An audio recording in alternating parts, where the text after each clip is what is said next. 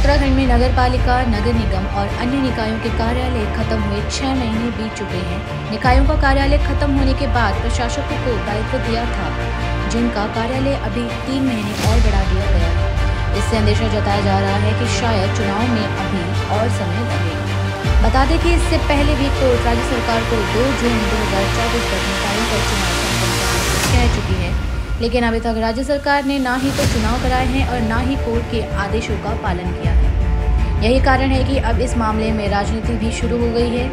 अब तक चुनाव न होने पर कांग्रेस ने सरकार को घेरा है। विपक्ष ने सरकार पर मनमानी का आरोप लगाते हुए कहा कि इस बात में कोई दोहराई नहीं है कि सरकार चुनाव से भाग रही है। कांग्रेस के मुताबिक किसी भी निकाय में कोई विकास का कार्य नहीं हुआ है, जिस कारण जनता में आक्रोश है। सरकार इस बात को भांप चुकी है, इसलिए चुनाव से भाग रही है।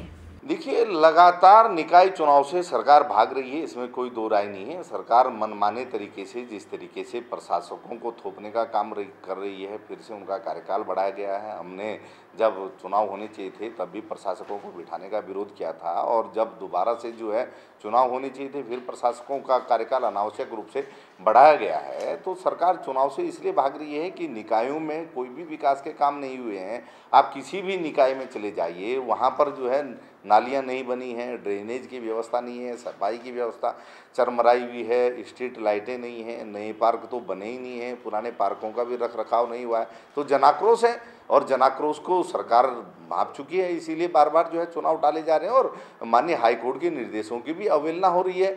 आप अगर कोर्ट के आदेश को भी नहीं मानेंगे तो इससे ज़्यादा मनमानी और क्या हो सकती है। और मुझे लगता है कि सरकार को लोकतंत्र में चुनाव कराने चाहिए और चुनाव से भागना नहीं चाहिए। तो न केवल चुनाव देरी से कराने के लिए, बल्कि कांग्रेस ने सरकार को कोर्ट की अवमानना के लिए भी आड़े हाथों लिया।